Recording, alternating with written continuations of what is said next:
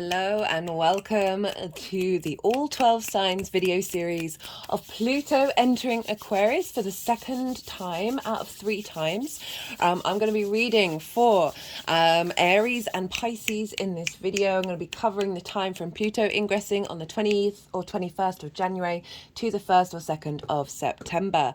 My name is Chloe. I work with card divination, astrology, and I channel energies through my body. I've been channeling the physical light language for nearly 3 years now, and recently I've had a vocal light language activation just before the Sagittarius new moon. I'm still integrating all of this, but what this is doing is like I'm channeling energies from different dimensions to help us heal, help us clear stuck energy, and open up portals to source to get us in alignment with our soul's frequency. Even if you're not necessarily consciously aware of what this all means, it's clearing energy in your light body as well as activating dormant codes.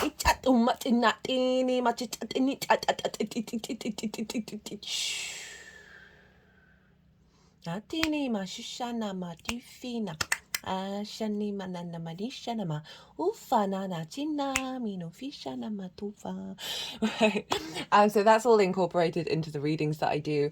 For those of you who know your time of birth and your natal chart, I really recommend checking out the sign that falls in the first house. This is called your rising sign, where your ascendant is. All the signs will be as if they're in the first house in regards to the astrology. This does not invalidate you looking at any other part of your chart, perhaps where your Pluto is, right? Just look to that sign, look to the house that it's in and the themes of that house.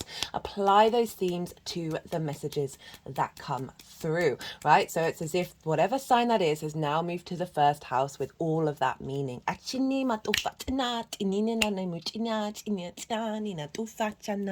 I'm going to keep this introduction short and sweet and get on for reading for Aries.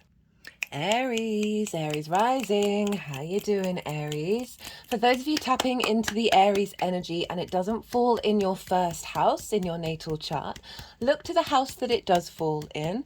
Look to the themes of that house and apply those themes to the messages that come through. It's as if all the energy and the meaning of that Aries sign for you, if they've got celestial bodies there, astrological points, the house meanings, it's all moved to the first house.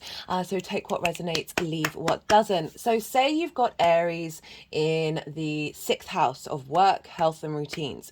Those themes will be, you apply those themes to the messages that come through. And if you've got an Aries sun, like your vision, your clarity, your purpose, your will, add on all of that as well. And it's as if that's all moved to the first house. So the astrology will still link in to because I'm talking about Pluto in Aquarius, Saturn in Pisces, Jupiter in Taurus, because they're all interlinked. And so all of those different houses that are linked into Aries rising will still be relevant, just you'll have the meaning of wherever Aries is in your chart. Ishani malofa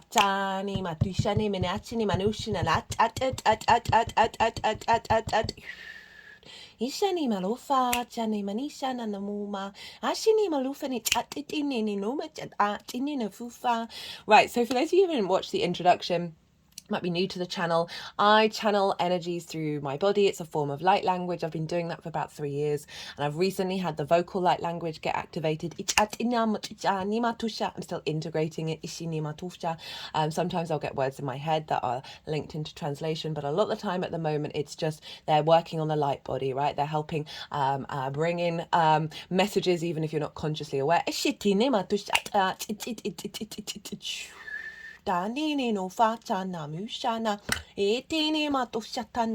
these are going to be happening throughout the reading, and they're just adding on the extra layer of the subtle energetic fields of integration of the messages. Ooh, right, Pluto in Aquarius. So Aries, this, regardless of whether Aries is your rising sign or not, Aries and Aquarius are sextile one another. This is an aspect of Venus. So you've got this really lovely aspect. And so Venus and the sextile, you're both yang in nature, but you're different elements and different modalities. And because of that baseline yang energy in common, the difference is you understand where they've come from, like the root of it. And the sextile brings about the sense of connection, a sense of harmony, a sense of creativity, brainstorming with those different energies from that baseline, a sense of value, appreciation. There's an ease. This is a soft aspect. Venus is a benefic, bringing about a sense of diplomacy, grace, and just feeling good in the 3D world. So you've got this really harmonious aspect with Pluto that can be, oh, are you kidding me? This has come out in every reading. Oh, this is Aquarius.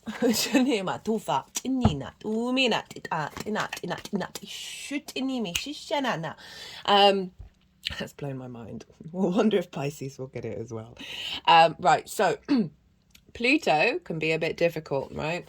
I've done a collective reading for Pluto in Aquarius. I did that last year when Pluto first went into the sign of Aquarius, but all of the information is still very, very relevant. I talk about the mythology, the planet, and how that all ties into the meaning that we get from Pluto astrologically. Talked about Pluto in Capricorn and now the transition into Aquarius. So if you want a deeper, broader understanding of what this long 20-year transit's all about, I really recommend it. I'll obviously touch on some of the main themes in this reading, but won't go into it in the same amount of depth.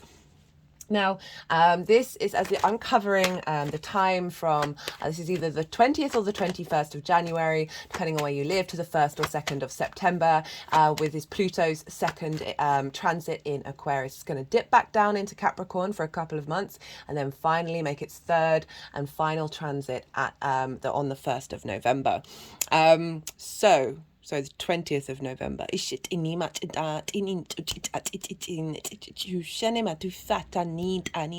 So I'm pulling up some main themes around this transit. I'm pulling cards in a different way than I usually would. There's going to be 8 piles, 2 rows, 4 columns, and each is going to have like a key theme of what we can tap into, right? So Pluto can be quite a lot, can be very intense, can have some sort of heavier vibrational energies show up, as well as tapping into your innate power, right? And this magnetism and the sense of transformation that will be happening with this Pluto transit for you, Aries.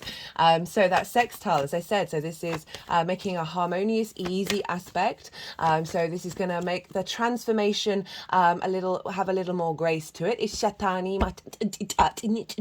I will say with the sextile, it's the same with the trine. They're both soft aspects that sometimes we can take that energy for granted. So I just highlight that. So there might be things that just sort of drift past you just because they feel innately natural, right? So I call you to be observant of the changes.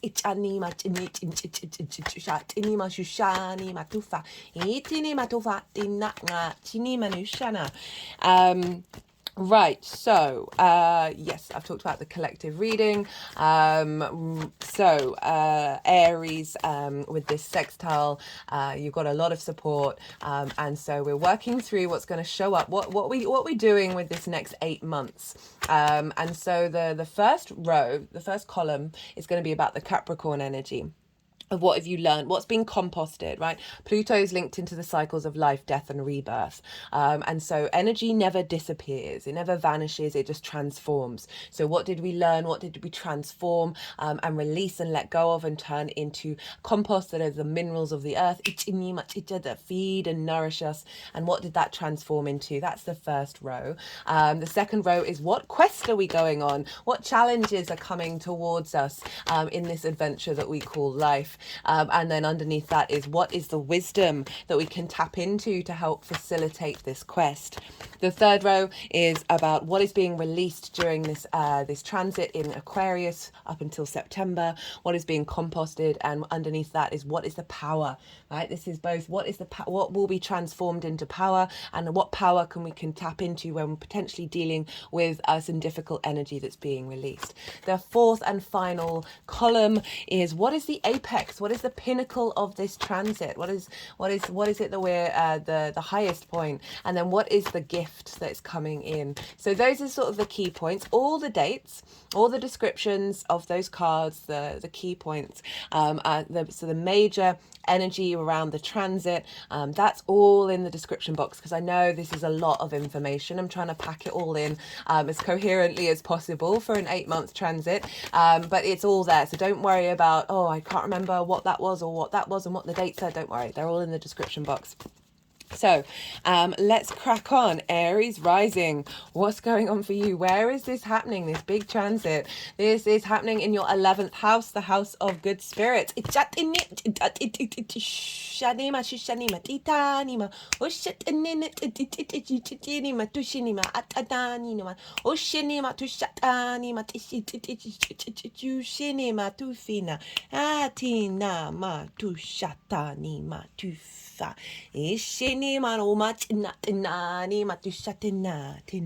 Right.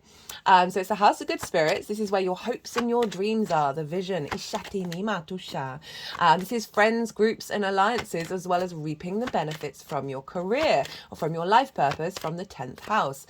So these are big. There's quite a lot of different energies in the 11th house. So it is the house of good spirits. What raises your spirits up? What kind of people do you want to connect to? So Pluto. Let's talk about Pluto. So those are the key themes. So bear those in mind when I'm talking about Pluto. I'll bring it back all into the round. So Pluto, right. So fundamentally, it is a neutral energy. It is honoring creation and destruction and the cycle thereof, right? We put meaning behind those things when they are in fact just tools for us of the cycle of the universe. So there can be destruction. There can be a breaking down of energies, and this can see things in your life fall away in order to be that energy to be transformed into something else. Pluto often brings up a lot of fear, a lot of control, inflated ego, because the id energy, right? The id is deep in your unconscious. Is actually ego is actually kind of doing the bidding of the id. And the id is kind of formed from our formative years, ancestral energy, past life energy, and collective energy of our primal needs, our primal desires. And sometimes they can feel quite alien to us. Or very compulsive and obsessive. So Pluto can often bring these things up. Very much can be linked into possession, obsession, control, inflated ego based off your id rising up from the deep within. There's an element of the taboo with Pluto. And of bringing up things from the darkness, right? That which we're too scared to face.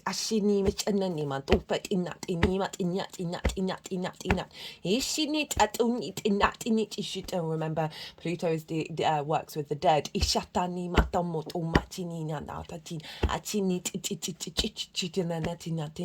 Pluto is linked into 7 generations because it's a 200-year cycle, and so often with a Pluto transit, we are clearing away limitations and restrictions around the last 7 generations. That can be blood and soul lineage.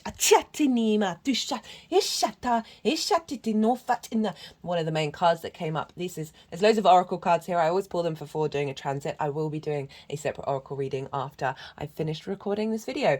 We got the karmic board clearing. It says energetic clearing, rewrite your story, live your truth. So it's clearing away some stuck energy that's hidden from you through this transformation that feels like a part of you but isn't, right? Remember, we're getting in alignment with our soul's frequency in this incarnation, holding the wisdom and the glory of the lessons from previous lifetimes, but not letting it completely control us and repeat cycles. We're definitely in a phase as a human species of speeding up the awareness energy, right? The observational energy, and therefore then the neutral energy. Rather than holding on and clawing onto things. And so Pluto can bring that up, right? That control, domination over others. And I say all these things because they are likely to crop up. They can crop off in various different ways. They might not at all. You are dealing with a sextile here. I feel like it's going to be there's going to be more ease to it than perhaps some of the other harder aspects. but they're still potentially going to crop up. You might get obsessed over your hopes and your dreams. And if you manage to channel that in a way that facilitates rather than has you sort of limited and blocked off, you want this flow of energy, right? It may be that friends, groups and alliances, you may be trying to dominate in that area, right? And may get obsessed over a certain a group of energy that you're working with. And yeah, there's all sorts of different things like difficult power dynamics can show up with that, as well as seeing maybe a transformation around reaping the benefits from your 10th house that might not seem in the immediate future that's going to serve you, but actually will in the long term. And then get obsessed and worried. Am I visible? Do people value me? Bringing up fears around that, fears around connection and integration and being yourself in friends, groups and alliances, fears around hopes and dreams not coming true.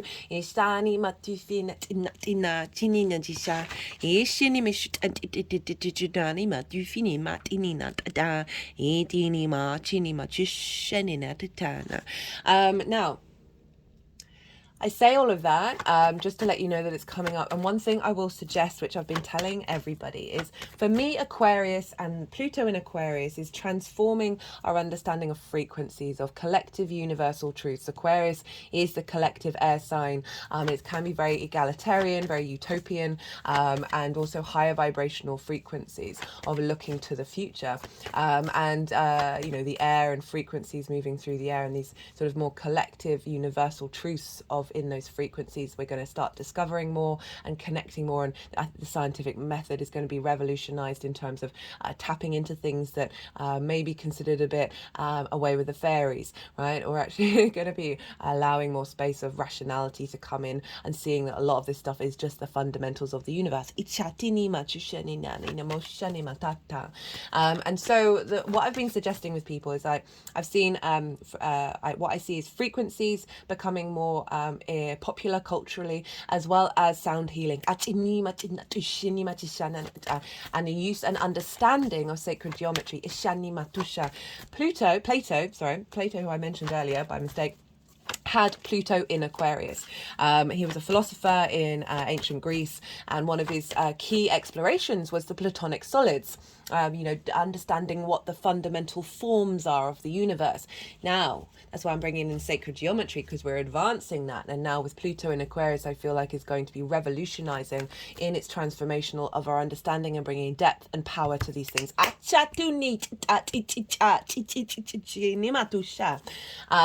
so what can be really good if you're feeling very in the intense, magnetic, very powerful, innate energy of Pluto is to go and meditate, right?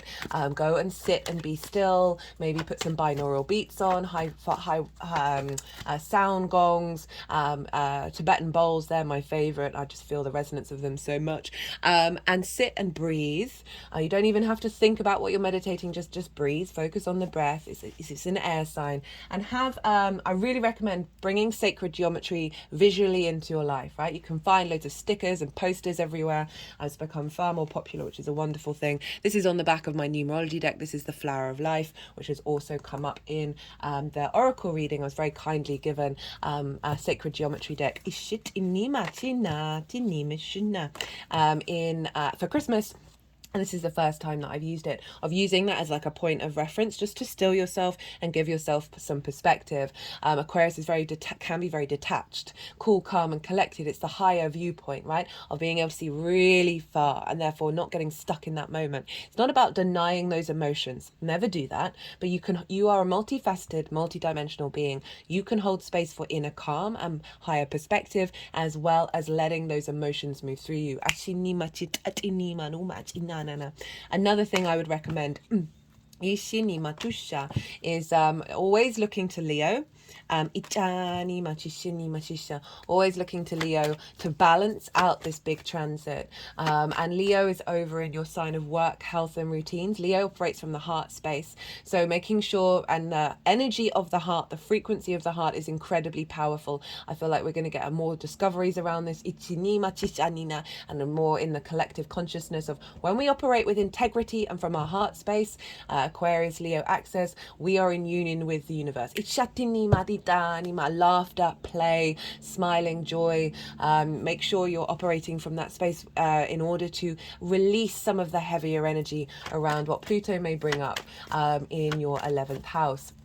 Now, Pluto is incredibly powerful. It's very magnetic. It is allowing you to tap into your raw instinctual power, like the root power.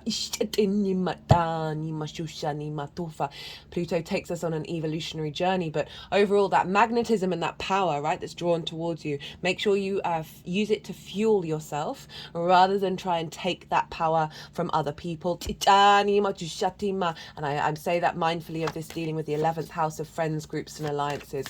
You could see yourself trying to dominate over these groups or over your friends, or vice versa. Always take a step back and realize, okay, what is Pluto trying to tell me here? Is it trying to tell me, oh, these are part of the collective energies that are bubbling up through me? Is this to do with me? Can I take a step back and then operate from the heart space and navigate this situation in a way that doesn't try and dominate?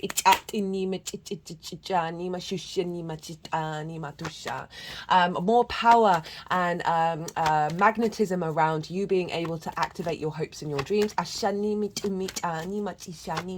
And as I said, transforming perhaps old limiting beliefs around receiving what you deserve from your career and your life purpose. Okay, so any blockages around that, Pluto may bring them up in order to release them. And also a magnetism towards reaping the benefits from your 10th house, right? Pulling that energy towards it. Pluto pulling that energy towards it.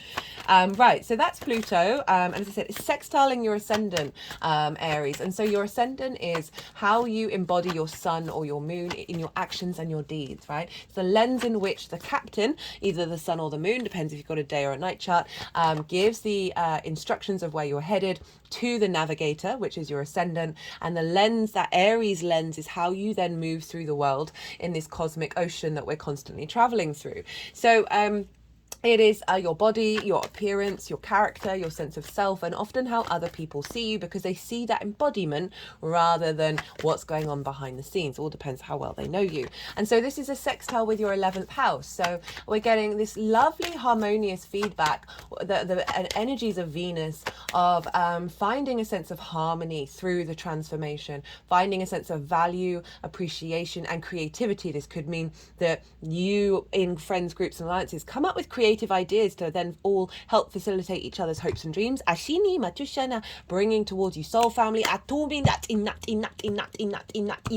and who you meet in friends, groups, and alliances, as well as activating the resources from the ancestors, because Pluto obviously is linked into the dead, in order to facilitate, clear away stuck energy around ancestors' dreams not coming true, or not being valued at work, or not feeling connected in communities, clearing that out and transforming that, and receiving the wisdom from the ancestors.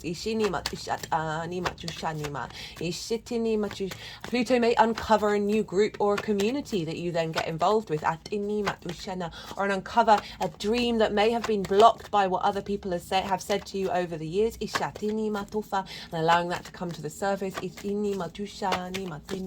And so this is all bringing flow of how you walk through your day-to-day, right? How do you embody yourself?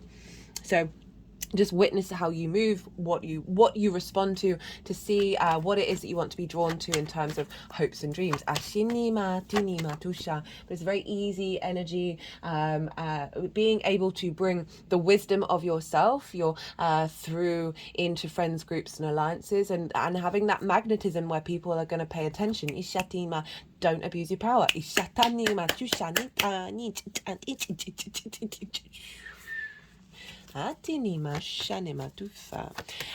may be that the Aquarian people in your life, your friends, groups, and alliances, they may be trying to dominate and trying to exhibit this. They may be going through difficult times as well, so you might be able to facilitate them.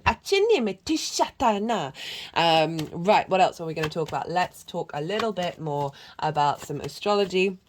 So, Aquarius, traditionally ruled by Saturn. So we want to go and look to where Saturn is, because whatever's going on with the ruler of a sign is impacting the signs that it rules. And so Saturn is impacting what's going on in Aquarius. And Saturn for you is in your 12th house, your hidden house, your house of mysteries. Aries, Saturn loves being in this house. I've done, it's his favorite place to be. I've done 3 Saturn transit series. So Saturn's going to be in Pisces until 2024. It's going to dip into your sign for a little bit and then head back into Pisces. But for the majority of the time, Saturn, through the lens of Pisces, is governing what's going on with Pluto. So if you want a deeper understanding, I really recommend anybody watch the Saturn transit series, because they can be heavy. They can be difficult, right? Saturn's not known for being all fluffy and light, right? It helps alleviate energy, heavy energy, in order to get to that space, but it's not necessarily the one bringing that energy into the room. And so there's 3 series I've done already. The first one I still recommend, because in the introductions I talk about Saturn in Pisces, Saturn with Neptune, and then Saturn in relationship to Jupiter, because Pisces is traditionally ruled by Jupiter. Now, so the key themes will be really helpful, and also watching that Aries video again, because I break down in way more detail what's going on with Saturn in your 12th house. The second series is about the retrograde, and the third and final one, this is live now. This is to the direct motion till the end of June. They're all in their own playlist. They're all really easily accessible. Saturn loves being in the 12th. So what's the 12th house all about? The 12th house is the hidden house, the house of mysteries, right?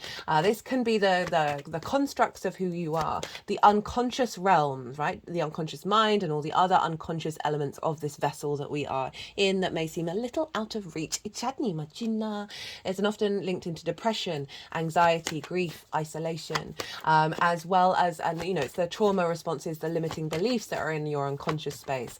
But also underneath all of that is the magic of who you are. It's a very, very magical house. Saturn is moving through there, giving a sense of structure and responsibility around tending to your mental health. Tending to the magic within yourself. Saturn can bring up restrictions, limitations, isolation. But isolation is often a good thing for the 12th house transit, because you want to spend time contemplating, who are you? Why are you? What on earth is going on? And Saturn's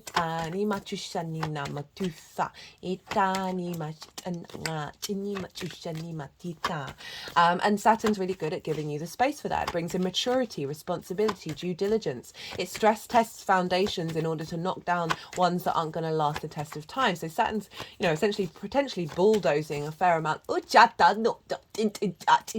in the mind and other unconscious areas of our soul experience in this incarnation that aren't going to serve you for the longevity. Saturn does all these difficult things in order to, and also it can bring about a sense of authority, and it can be outside authority that sort of impinges on your own. And you may find like your what's behind the scenes, your mind may have been like kind of standing up to you and being quite authoritarian. But all of this, all of this is in order for you to understand your own authority. Often when we are faced with it, we tap into whether it's going to affect us or not, and that in turn strengthens us. Saturn wants us to connect to our integrity and walk our talk, commit to our legacy. Saturn is very much a legacy planet. So all of these themes, right? Pluto's transforming what your hopes and dreams are, transforming your relationship dynamic with friends, groups and alliances, and what you receive in benefit from your career and life purpose. Now, Saturn is now clearing away. My head is just sort of moving around right now.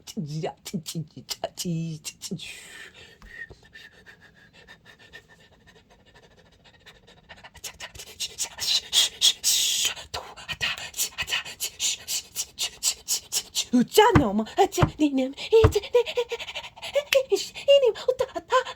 never channeled like this before.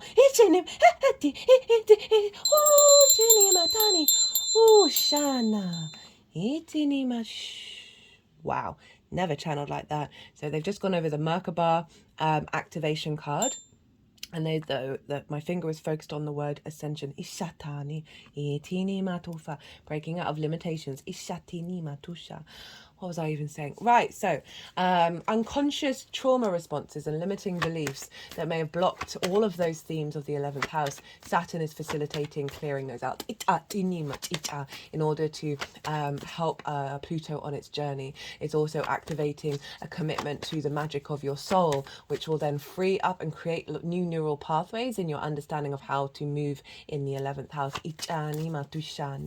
Now, Saturn's in Pisces, and that's ruled by Jupiter, so we want to look to where Jupiter is, and Jupiter for you is in your second house of your values, right? Your resources, your skills and tools that you have in order to manifest in the world. To manifest in the world and bring in regular income. It's the things that you value, and most importantly, how you value yourself. I have also done a Jupiter in transit series. That was right at the beginning of the ingress, but if you want detailed understanding of the themes of what Jupiter may be bringing along, you might want to check that one out as well. Jupiter in the second is bringing a sense of expansion, bringing together of different parts in order to expand, right? And elevate and bring wisdom, confidence, grace, generosity of spirit, a sense of opportunities and luck into your second house. So what does this look like? Well, activating a deeper wisdom of understanding of what your skills and tools are in order to manifest in the world, bringing a deeper sense of knowing and wisdom in relation to your true value, and the things that you care about.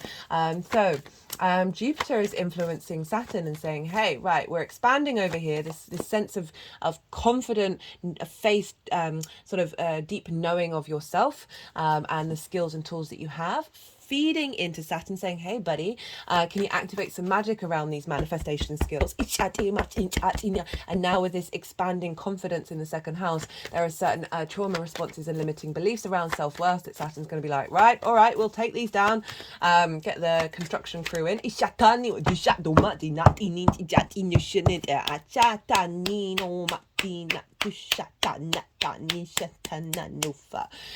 Giving yourself the time and dedication to perhaps tap in your private life, in that which is hidden from you, activate those skills in order to then feed that into your hopes and your dreams. So the more that you understand your own value and how you value yourself and the resources that you have, the more that's releasing things in the unconscious, both letting things be composted and activating, and that's feeding into your ability to hope and dream in a way that you may never have done before.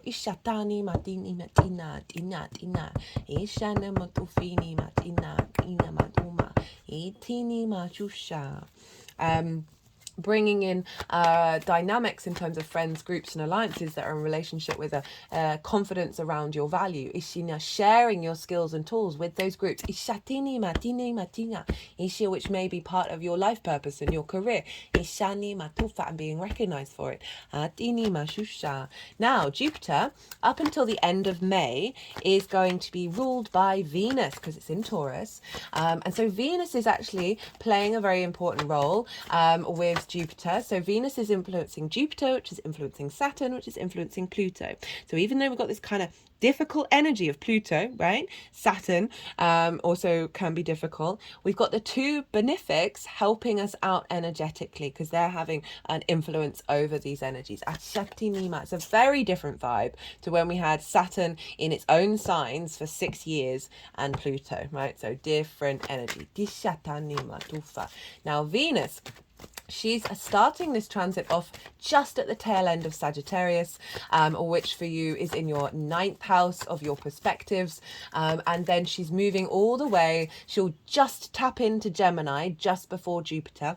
So it's Sagittarius, Capricorn, Aquarius, Pisces, Aries, Taurus are the main houses that are going to get activated for you, Aries, with this transit. So about every 4 weeks, you're gonna there'll be a shift. Maybe track where Venus is. There'll be a shift of the house themes that are then going to be influencing Jupiter, that are then going to be influencing Saturn, and then Pluto. So we've got these two benefics helping us out, and Jupiter is square Pluto. So we've got this square between your value and your hopes and your dreams. So this is manifestation, and we're building at the beginning of this cycle. It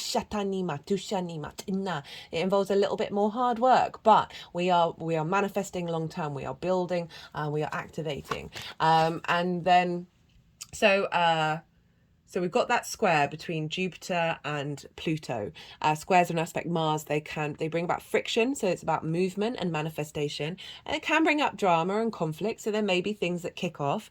Bear that in mind, and then see, okay, how do I step back from this? What do I really want from it? But then Jupiter is moving into Gemini, so Jupiter will move from squaring Pluto to trining Pluto.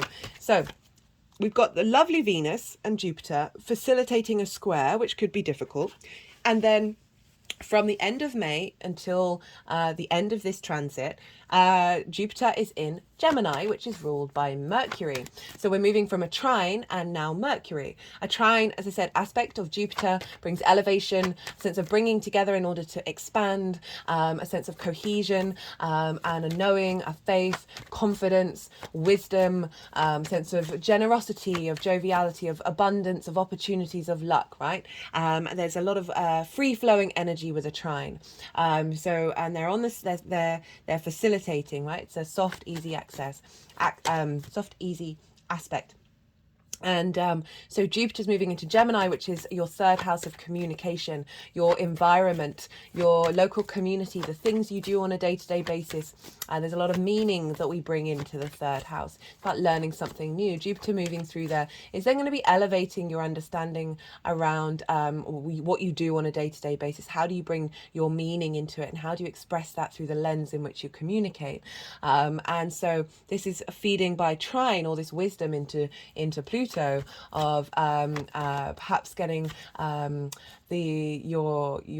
so Jupiter is facilitating your frequency in your environment and how you move through the day on a day-to-day basis. There's then pouring into Saturn, which is this more confidence that you're getting in your expression of self, speaking your truth, is going to clear more things from your unconscious, activate more magic, that then is all feeding into hopes and dreams, friends, groups and alliances. Also, this can be doing things with people on a group level. Ichatini Matusa, they're an alignment of your expression of self, and a sense of value build up from what happened in the second house, and a deepening of your communication with those bigger pictures. Ishatini Maduma. And then Mercury's involved.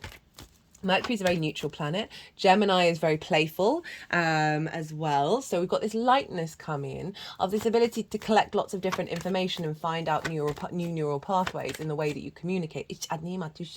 Mercury is going to be in Taurus through to Leo till the end of this transit. So those signs and therefore those houses and themes are going to get activated for you. I've written this in the description box so you can go check your chart and be like, okay, this is what's going to shift. This is what's going to shift.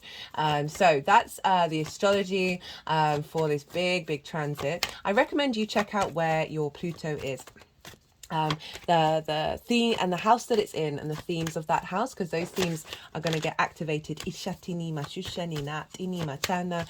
this Pluto transit, which will add on a little bit more of a personal level of understanding for you with this transit that is going beyond this general reading. Etini mashut init enet ina etana etinu shene etinuma eta dama janit ufene. That's interesting. The Nine of Cups has come up quite a lot. Etjanit shene ena. Right, there we go. Right. Just before I start doing the energy work with these cards, the ingress of this is happening on the 20th or the 21st, and it's with the sun at the same time. So whenever a planet ingresses into a sign, we tend to get some clues about what that transit's going to be like, especially with the conjunction with the sun. So we're going to have more vision and clarity around the purpose of this. And the moon is going to be in Gemini, which I love, trining this. So we've got the intuition of our ability to pick up lots of different information, accessing more clarity and vision of what this transformation is all going to be about. So around the weekend, even if you're watching this after the event, think about what was maybe coming up for you. But Pluto can be very subtle. It can be very small as well as really big. So I'm just saying that just keep an eye out. Don't worry if you're not noticing anything. Doesn't mean things aren't happening. I mean, I just looked at the news, and they've got an AI system to work on really complex geometry patterns. Love it, can't make it up. So even though they haven't quite ingressed in yet, it's all intermingled over the next couple of days. Okay, I'm gonna go consciously quiet. I'm going to allow the energies to move through me. They're going to do some physical and vocal light language. They're going to put the cards they're going to move them around, and then they'll put the cards into the 8 piles, and then I'll come back round and I'll bring in the tarot into the astrology. I call you to soften your mind. You've just had so much information. Let that all settle. Let it all settle into your unconscious, and then see what intuitive hits come up during this part of the reading. Achani matufetani ishatani mashuta etini mashutani not no much inat inisha etini matushidina etani tuma chinina chini ishanu pene batani shatu shine etene etini mitufine atana tena etini nini natana etini chush etana ni machani no fatsana etini manufa etina chatni metane dan anina etini chutinu matina ana etini mitini matufe etini ma achatini no fa ele maduma etina utini tushene etini matini no tufa eshini monuma etini matine etini metushene matisha etena etini chufani matuma echushane monuma danatum ina tufa china etini manuma tinina ene mach etini matina ina do fit ina ina ma do fatina atena tushene tene matushana betushini matina etini matuma tene ila ili matine tu etufa tene upani atini medime eti shana ishetini manima damma etini matufene etini matuma etini natine chutinema shatane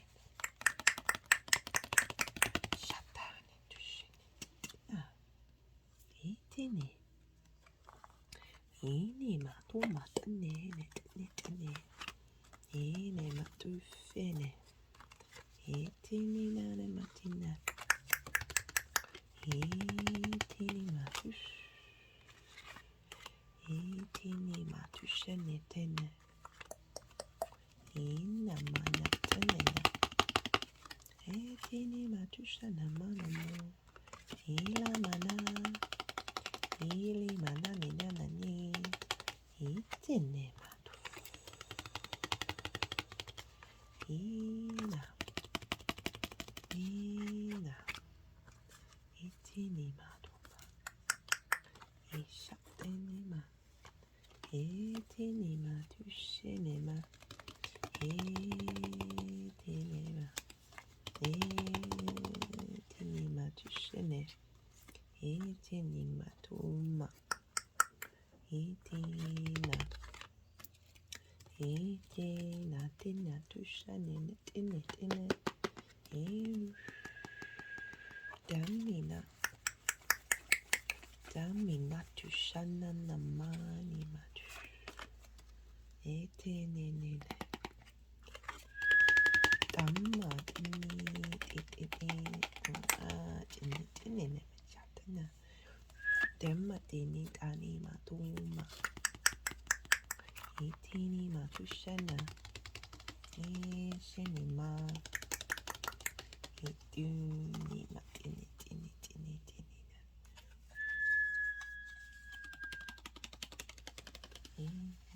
Nani matu matana. Etina.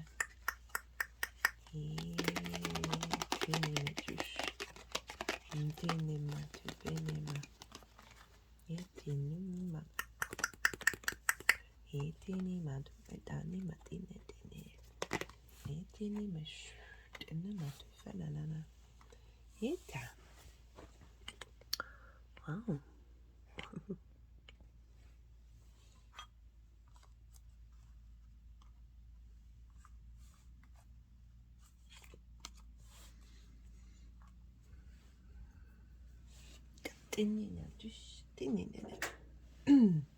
Okay, Aries. So Capricorn is in your 10th house of career, life purpose, right? Your reputation, how the big outside world sees you, and bosses. So you're nearly finishing out a full cycle from 2008 with Capricorn. So this is what's been composted in that last ingress that we had from last year to this weekend. What energy is being composted and what is that transformed into. So that was squaring your Aries energy, regardless of whether Aries is your rising sign or not. That's a big deal. And then it's for Aries rising, that's on an angular house, 1st, 4th, 7th and 10th. These are the pivot points of the chart, and there may have been some disruption and a lot of difficult energies showing up in order to be transformed, right? You're now moving to a sextile with the Aquarius side, so you've got the ease, you're bringing some flow and some harmony back into things after the building process. And we have for what is being composted, we've got the 5 of Cups, the 8 of Cups in reverse, and the Page of Pentacles.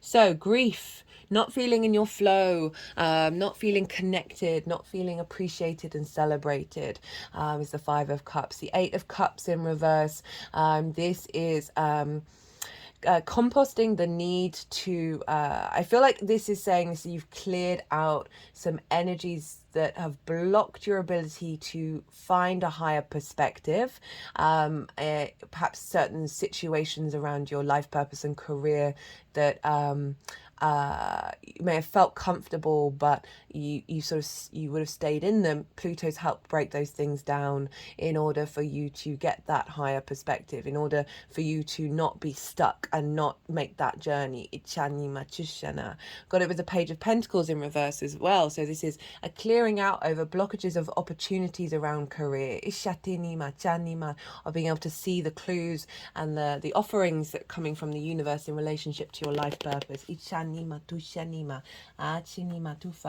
And all of this is transforming into the Empress.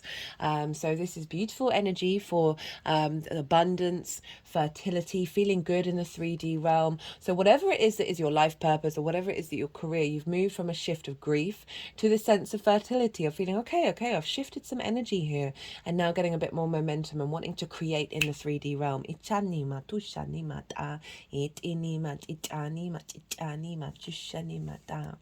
Now, what is the quest? What is the challenge, right? What are we working with over the next 8 months with this Pluto Aquarian transit, right? We've got the King of Swords and we've got the Star. So what's the quest here? And this is speaking your truth, knowing your truth, knowing having confidence in taking action on the ideas, your hopes and your dreams that you have, being able to speak your truth with friends, groups and alliances, having a sense of authority, and for people to not be able to avoid the truth, and that can be in relationship to reaping the benefits from your 10th house and visibility. Now the star card is the Aquarius card. So we've got 2 Aquarius cards. This is the first time this has happened together.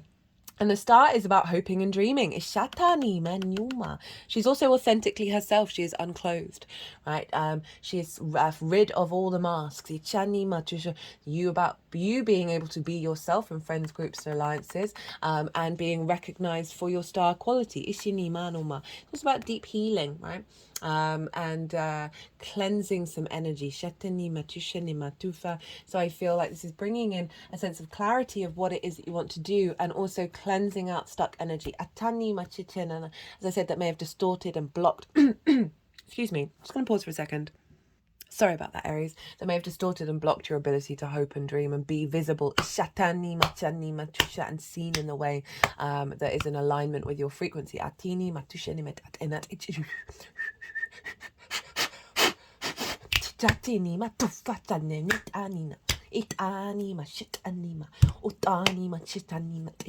Now all of this may bring up the opposite of this. And I say that just to highlight what Pluto is releasing is the opposite of what it's bringing in. Now the wisdom, right? What do we tap into to help activate this quest? We've got the 6 of Swords and we've got Lady Justice. So a lot of sword energy showing up for you, right? The 6 of Swords is sort of saying you are in a state of limbo. You're in a transitory state. Honor that, be aware of that. In that enima, remember this is the second of 3 ingresses Pluto's going to make. This is also saying, though, that you're moving from difficult waters to calmer ones, but it's still scary going and starting a whole new life again. This figure is only allowed to take 6 swords, and these represent ideas and constructs. What's going to work in this new landscape? So the wisdom is to sit and work out, okay, what are your core principles? What are your universal truths? And build your hopes and dreams upon them. Get it in alignment, away from conflict. And fighting against things. Be explorative. Be curious. But it is the wisdom of knowing you are protected through this transitory journey. But it is a state of limbo, and play more in the calm energy rather than the conflict.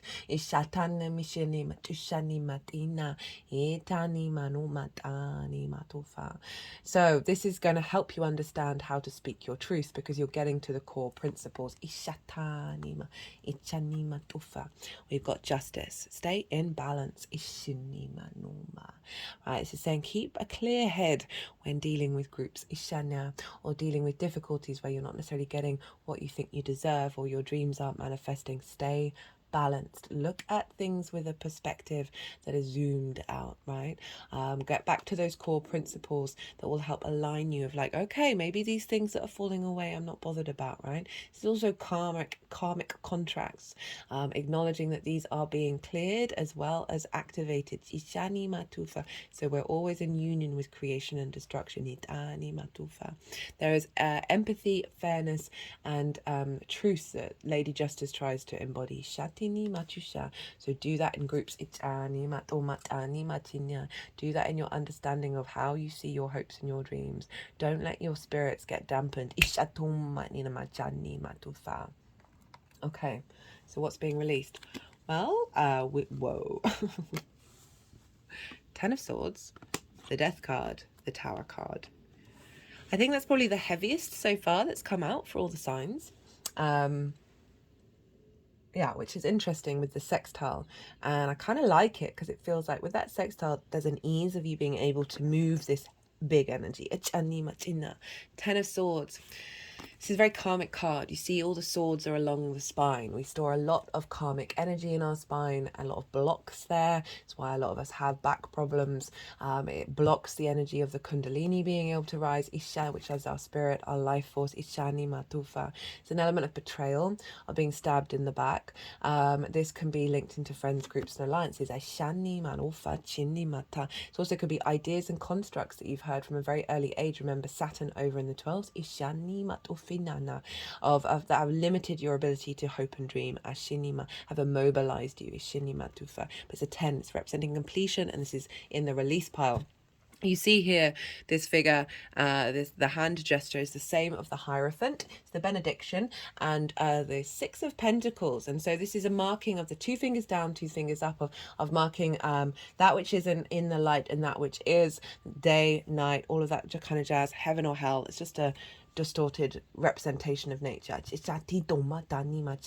it's marking this bridge of bringing them into union, of realizing sometimes we've got to go through those difficulties in order for the sun to come up the other side and for us to actually be liberated.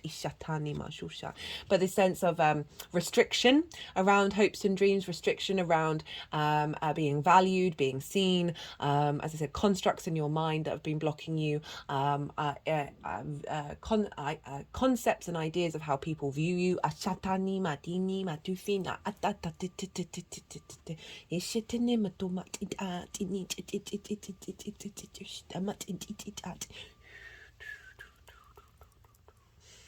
the Death card and the Tower. So very powerful, transformative cards. The Death card is about things no longer having authority over you. So opening up to what is being released is this sense of that authority being composted. And the Tower card, a release of structures that don't serve you. I love the Tower. I love the Tower. I love the Death card. I think they're brilliant. The scariest card for me is the Five of Swords. This is the Tower pulls down structures from the top, right? That and creating energy from a strong foundation. Remember, Saturn's already moved through Aquarius and stress tested those foundations, and now this is Pluto's helping break down the superfluous stuff in order to create and magnetize. So this energy is getting released. This sort of perhaps this perpetual Tower moments, or this perpetual feeling stuck and constantly in a state of releasing things, and things keep coming back, right? I'm just getting the feeling like this energy is just there's an ease coming through. But these may be difficult during this transit. I'm just saying that. Be aware of how it's actually serving you in the long term, and get that zoom out perspective and realize you don't know everything that's going on right now. There's a vast tapestry of energy that is at play, and there are certain energies that can see into the future. Speaking of seeing into the future, that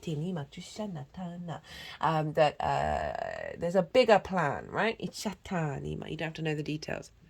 So for the wisdom, no, this is the power, I apologize. And as I said, this can be both what you tap into in order to help you through this, as well as what you're receiving with that composting. Ishatani, we've got the Queen of Cups. She is so serene. She is sitting by the edge of the ocean. There isn't a cloud in the sky. There isn't a wave on the sea.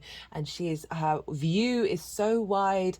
The horizon is so far in the distance. And she's very intuitive. She's very psychic. She is so serene. She can see really far into the future, and she's not bothered, right? This is a deep nourishment of your emotional body, of your intuition, of leaning into that sense of faith, that sense of serenity with what's going on here. So that can help bring you back in and be like, okay, right, let's zoom out. We've got the Ace of Swords. Clarity of mind, Ishani Mana, meditating, stilling your mind through difficult times.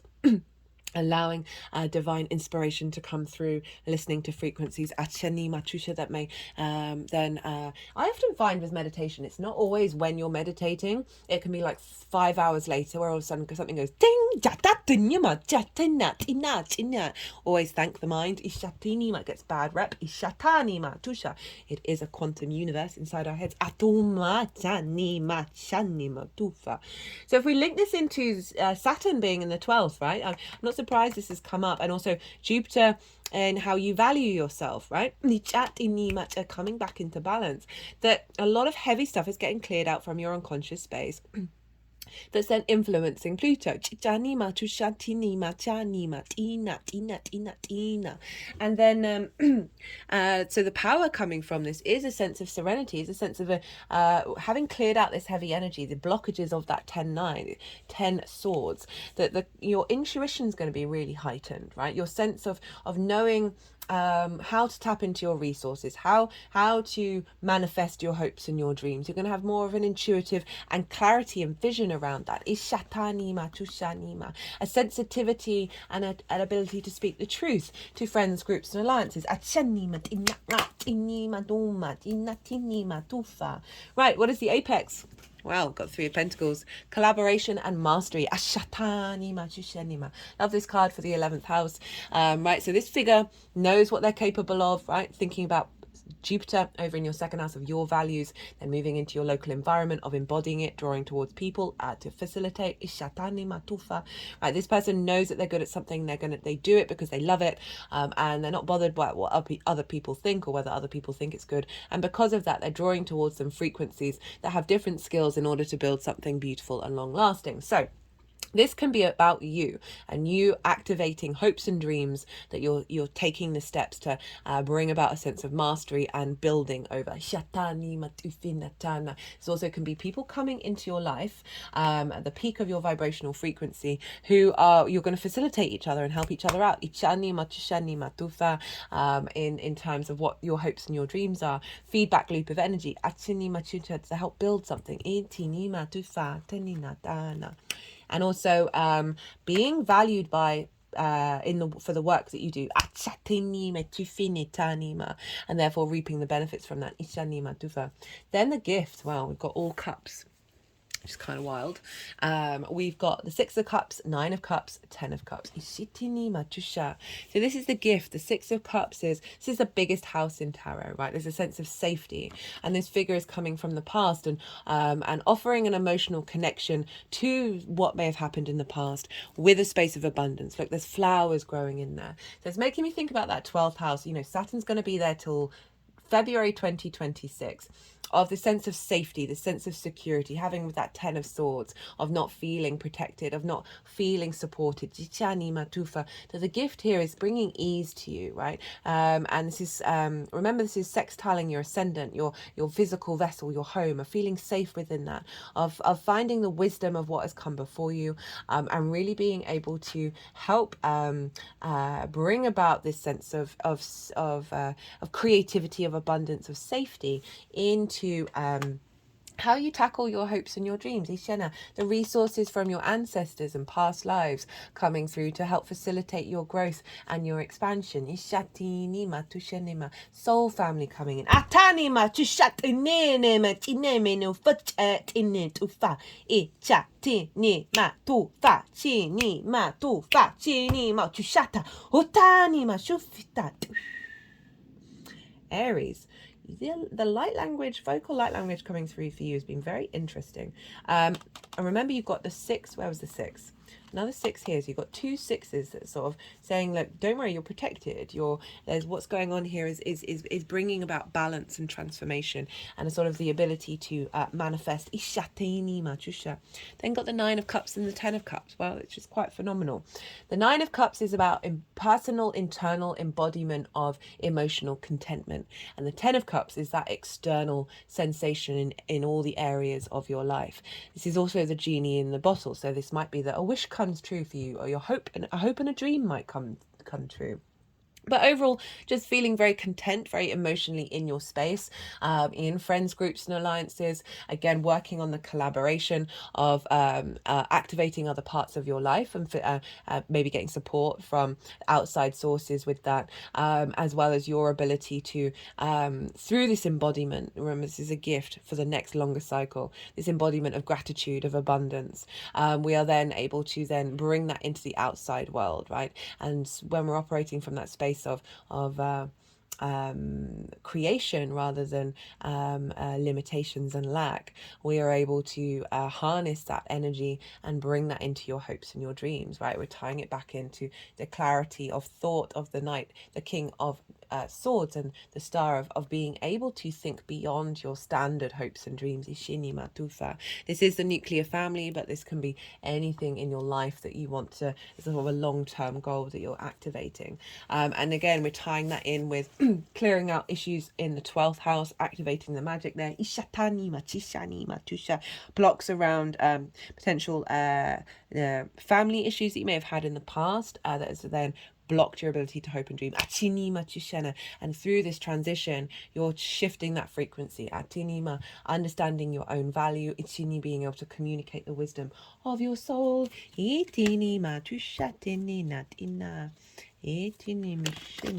Right, let's get some qualifiers.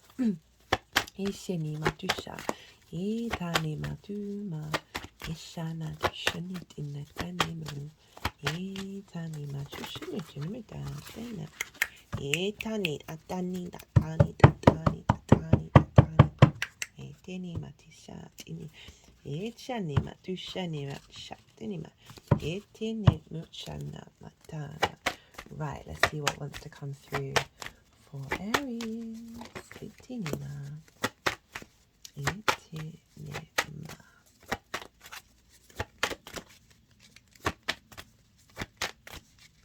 I'm just looking at the Tower and the Death card and thinking about what's being released, and it could be you've gone through cycles of perhaps your interaction with friends, groups and alliances. You've always felt like those have been pulled down, or that you're constantly in a state of change and cycles with those, and not necessarily having sort of deep nourishment and support come through with that. What was the other card? The Ten of Swords.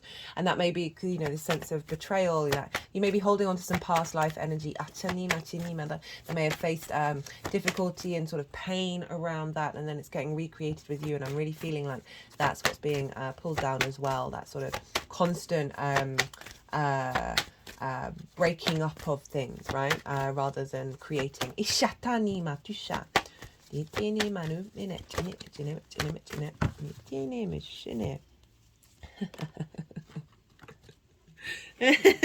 That card has not come out for any other sign. So we've got creativity, follow your dreams, Ishan, self-discipline, right? So that's this has come up a fair amount because we do want to be mindful of the potential explosive nature. Just cut the deck and got the Death card of Pluto. Change, suspension of consciousness, new life reborn. So this wanting to highlight this element of being rebirthed.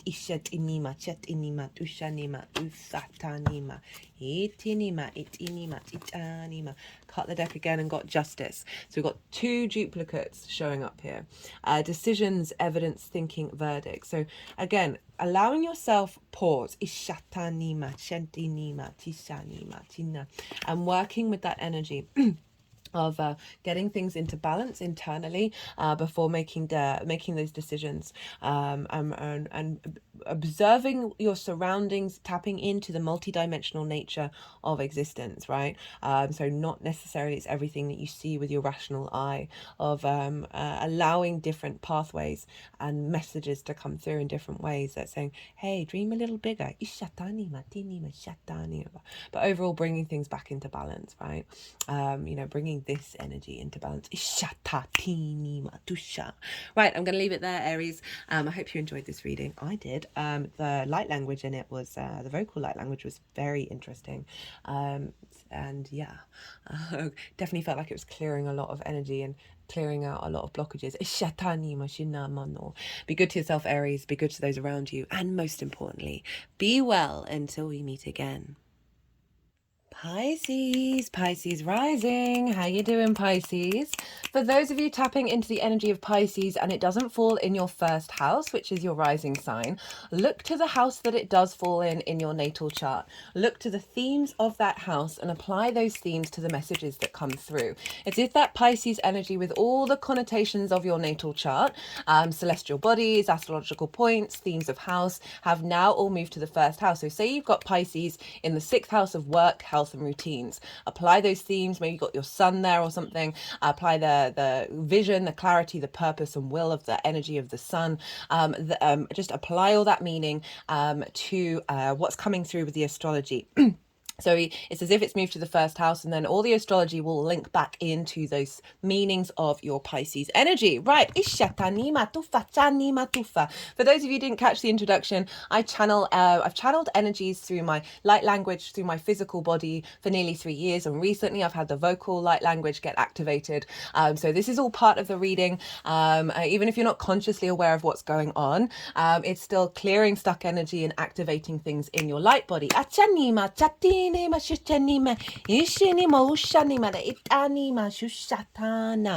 Now, regardless of whether Pisces is your rising sign or not, Aquarius and Pisces are next door to one another.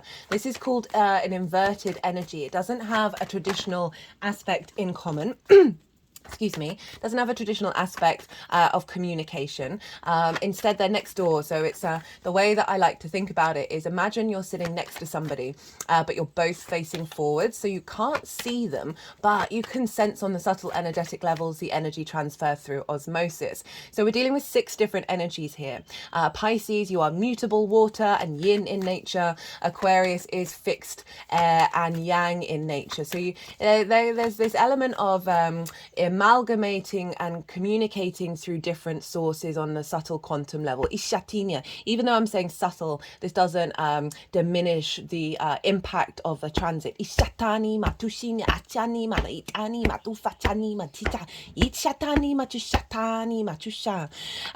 Right, so that's the general energy wherever Pisces is in your chart. Now for Pisces rising, this is happening in your 12th house. This is the house of mysteries, right? The unseen, the hidden house. And it's a difficult transit, I can't lie. There is a certain sense of deep transformation here that is going on behind the scenes. The 12th house can be difficult, right? Because it's dealing with the constructs of who you are. And so often that's based on limiting beliefs and trauma responses, social conditioning, parental conditioning, ancestral and past life energy that are all bubbling under the surface. It's linked into the unconscious mind, but it's also anything that's unconscious in the many layers of this human incarnation, right? The subtle energetic fields. And so depression, anxiety, grief, isolation can show up with this one because you're dealing with those trauma responses and limiting beliefs and the constructs of who you are. Underneath all of that is a very, very magical house. Ishatani matufa chani etini matufa chana etini mashita shitameta shitali matufa tina yushatani no mata etini mashitana Itanima tufa chani mina no ma ichanima tina shtanama tufa. So the magic of your soul is underneath all of that, right? And accessing that. The 12th house can be a very private part of who you are that you don't necessarily integrate with the rest of your chart. I always say with clients and people that I know, look to your 12th house, do work there, learn to integrate it. Ishatini machushatani matufa. I'm thinking about the Aquarius risings that I know and have worked with. Ishatini machusha. They've just had Pluto moving through their 12th, and it's been revolutionary. Ishatini machusha, and their deeper understanding and connection to the magic of their soul. Ishatinima. Pluto will bring up difficult energies. Ichanima tufachana, in order to transmute them. Ishanima. The cycles of life, death, and rebirth. Energy doesn't disappear; it gets transformed into something. And so this is Pluto's goal, but it can bring up some difficult energies. So I'm saying this with all the signs. I'm not trying to scare anybody. Just let people know that these things can crop up in order to let you know that this is what's bubbling to the surface to release. Ishatini machu, to understand, okay, what is me and what isn't me? What do I want to hold on to? What do I want to compost and transmute into something else? So there's a lot of power and magnetism coming into this house, right? So really tapping into your ancestors and the power behind them that is helping activate your magic Ishatini mashutini matufatini matana matufa. Pluto, it can bring about some difficult energies, very intense energies, such as control, power, a sense of obsession and possession. There's the element of the inflated ego that can show up with Pluto, just because Pluto activates the id energy, right? And the id is deep, deep, deep in your unconscious. So many things that you think you do that are part of your conscious awareness are to do with that unconscious space. And the ego is actually trying to facilitate the id and the superego. And so these difficult energies bubbling to the surface, trauma responses, limiting beliefs, and wanting to control who you are and what you think you are. All of these things can crop up in order to then work and transmute that energy. There's the element of the taboo with Pluto. So bringing up perhaps taboo aspects of self that you may not have wanted to look at.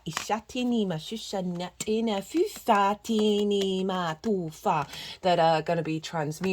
And I just say this to bear in mind, you can get quite emotional, you can get quite sucked into the Pluto energy. It's a lot of fear. Fear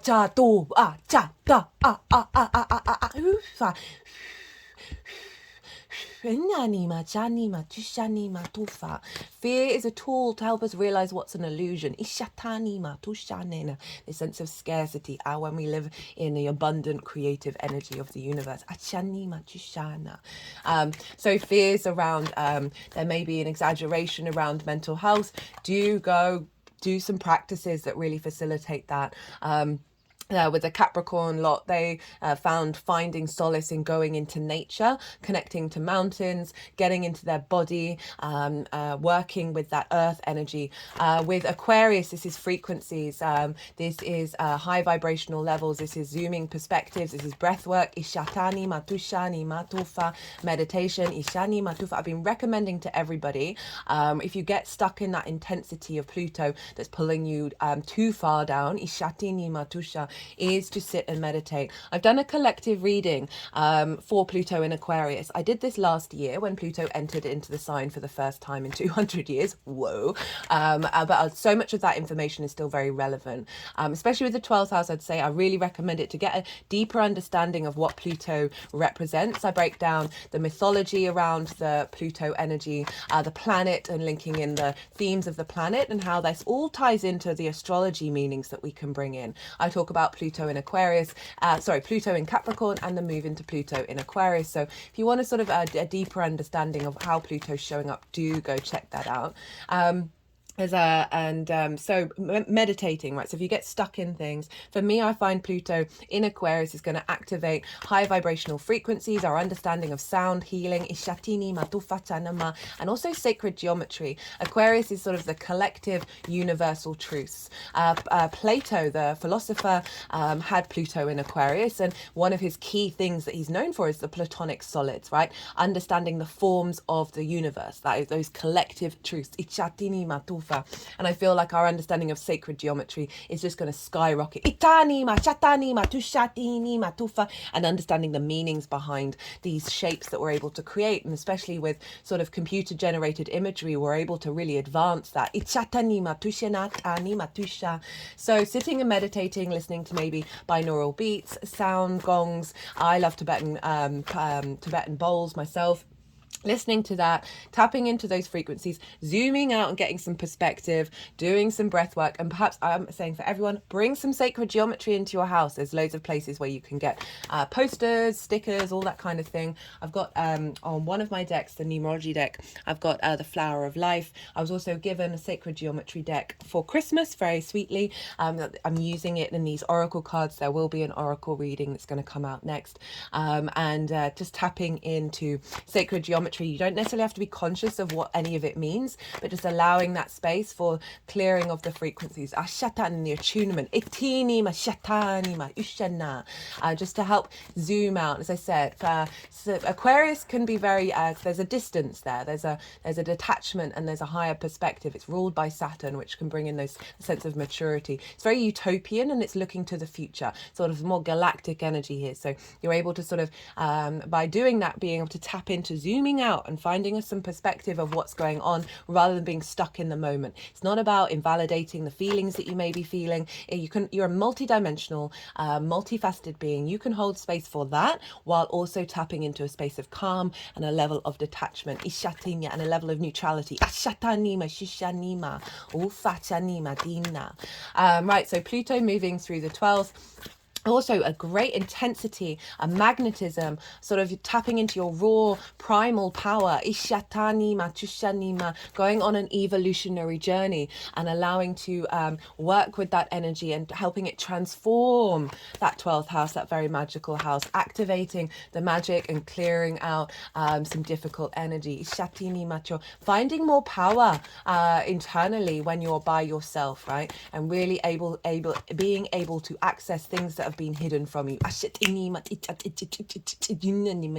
Pluto's linked into 7 generations because that's about the length of the cycle of Pluto around the Earth, well, around the Sun and therefore around the Earth, and so this is helping clear out limitations and blocks from previous generations, both in ancestral work, blood lineage, and soul lineage as well. So any blocks around being able to access that which has been hidden from you, as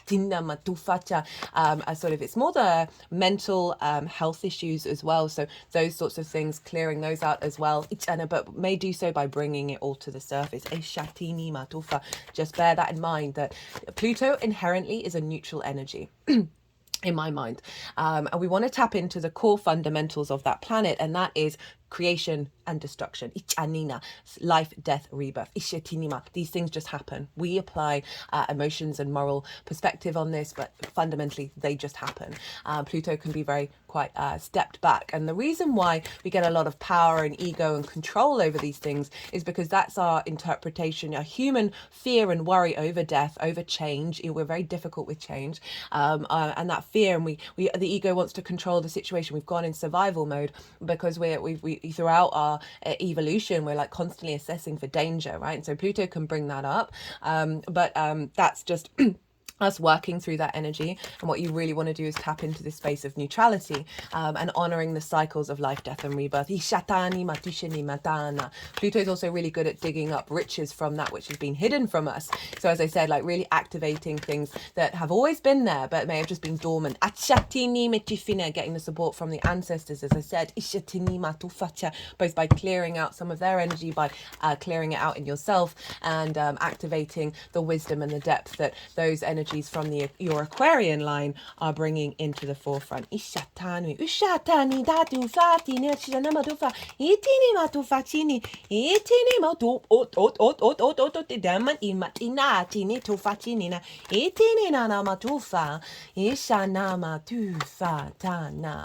Right, so that's all then by osmosis, falling into your ascendant, falling into your embodiment of self, right? The first house is how your sun or your moon are embodied through your actions and your deeds, depending on if you've got a day or a night chart. This is one of your luminaries acts as a captain, giving direction, not directions, but giving sort of the end, where are we headed energy. And the ascendant is your navigator. So Pisces is the lens in which those intentions operate through the world, right? So the navigator is moving through this cosmic water. Very appropriate for you, Pisces. This is your embodiment of self. This is your character, your body, your appearance, your sense of self, and often how other people see you. So you've got this big transformation going on behind the scenes, which is going to be infiltrating in the way that you move and your embodiment. So be in observation of that. See what clarity is coming through witnessing and observing yourself. Now, Aquarius is traditionally ruled by Saturn. So it reminds me, I've skipped over the fact I am what I'm pulling cards for before I go back into that astrology is from the transits happening on the 20th or the 21st of January, depending on where you live. To the 1st or 2nd of September. And this is the second transit, and I'm pulling cards for that. I'm pulling cards in a different way than I normally would do. I just wanted some big key themes for us to sort of come back to, right? Because we can get swamped into the intensity of it all and get quite consumed, or Pluto can be very silent and very small and going on behind behind the scenes, so you might not quite be aware of what's going on. So I wanted to bring some key things in to help reorientate ourselves, either through difficult times or through not quite knowing what's going on.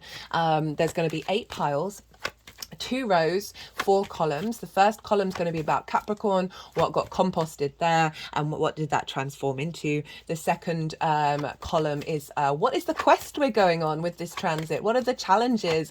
What are we stepping into? And then underneath that is what is the wisdom to tap into in order to help activate this quest and go on our way in a way that's balanced and healthy. The third column is what is being released during this transit, and then underneath of that, what is the power? Now the power can be what power can we tap into to help us with potentially difficult energy that's being released, as well as what power is being transformed by that release. Now the fourth column and the final column is what is the apex of this transit, what is the peak that is coming in, as well as what is the gift that we are taking with us. So those are the 8 piles. All of this is in the description box, so I know there's a lot of information, so that's all there, the dates, the degrees, also sort of major themes around the astrology as well. So it's a lot of information, don't worry, it's all in the description box. Now let's get back to Saturn. So Saturn traditionally rules Aquarius, and actually we're all really lucky with this transit because Saturn has already done a lot of the work in Aquarius for us, right? Saturn comes along and pulls down, stress tests foundations in order to knock them down and strengthen that which will last you for the test of time. Saturn loves being in the 12th house as well, so it's its favorite house to be in. So you've got a lot of support that way of bringing a depth of maturity and commitment and understanding of those difficult energies, as well as activating the magic and activating a level of integrity, commitment and legacy, right? These are all key themes of Saturn. And so we want to look to where Saturn is, because whatever's going on with the ruler of a sign is impacting the sign that it rules. And so Saturn is in your sign, Pisces. Hello. Regardless of whether Saturn is your rising sign or not, if you know, Saturn's transits are super important, right? They can be difficult. And Saturn's going to be in the sign of Pisces until February 2024. It's going to dip into Aries and then go back into Pisces again. But for the majority of the time, it's going to be in Pisces. So to have a deeper understanding of what's showing up for you, what to work with in terms of Pluto in Aquarius, we want to look to what Saturn is doing. Now, I've done 3 Saturn transit series.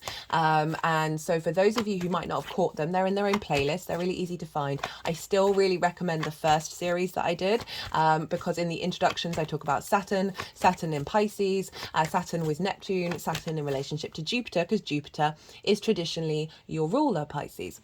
So whatever's going on with Jupiter is influencing Saturn, which is why this is a different kettle of fish to when we had Saturn in Aquarius and Capricorn in relation to Saturn in general, but also Saturn on Pluto, because Saturn was working with its tools. It wasn't beholden to anybody. So there's an element of sternness that came in with all of that. We're dealing with a different kettle of fish here. Ishatin. I keep meaning to look up the etymology of that phrase because it's kettle of fish. It's quite strange.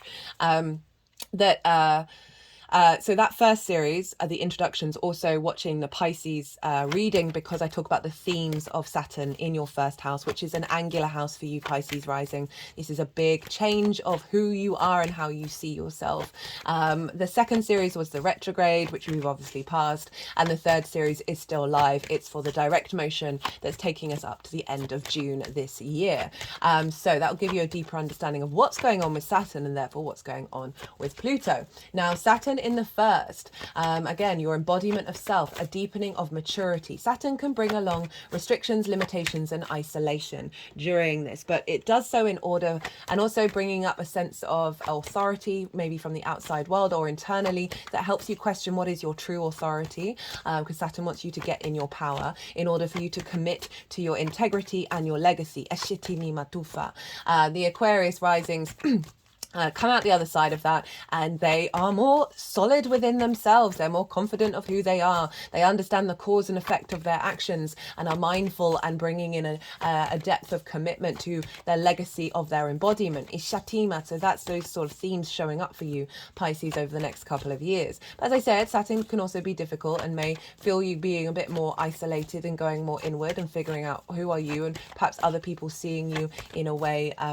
that is helping you reorientate what your integrity is. So the themes of all of that are feeding into your 12th house. So Saturn is influencing via this embodiment, this maturity of getting your sense of self in alignment with what will serve you over the next 30 years, because that's the length of a Saturn cycle. So there's this maturity and responsibility, right, that is helping bring about a sense of deepening with how you embody yourself. So Saturn's influencing Pluto and saying, hey, I'm doing this long-term work here, and I want, wanting to facilitate the release of those structures that are in the 12th house, and also really embody the action and maturity around the magic of your soul in your embodiment of self. Now we want to look to where Jupiter is.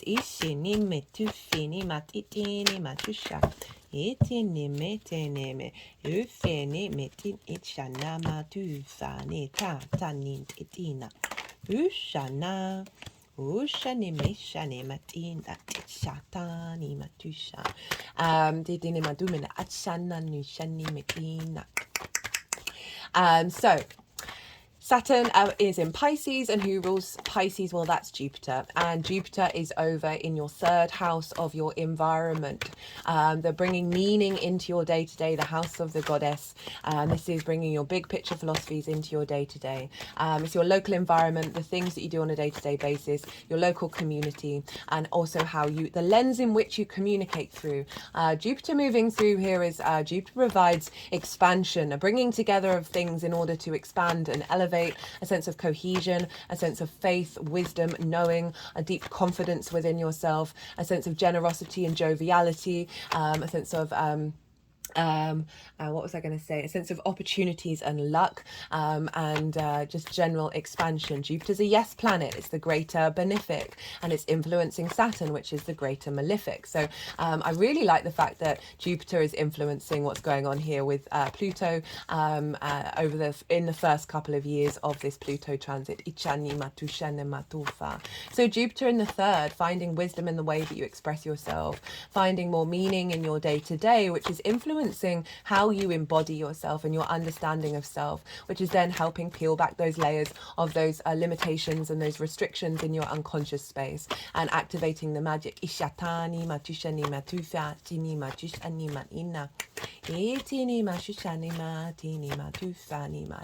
Jupiter can help provide opportunities in your local environment and your local community. You might meet people who provide wisdom and activation codes in unlocking things in your unconscious mind.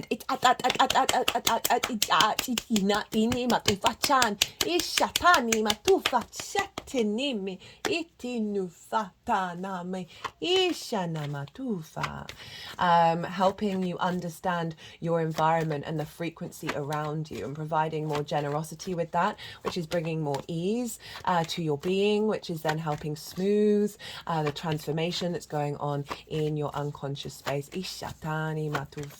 Now, until the end of May, Jupiter is going to be in Taurus, and so Venus is influencing Jupiter. So we've got the two benefics influencing what could be a very difficult transit in the first till the end of May. And Venus is obviously the goddess of love, of connection, a sense of harmony and grace, a sense of creativity and appreciation. And so the Venus transits are going to be influencing Jupiter, and therefore by chain of events influencing Pluto.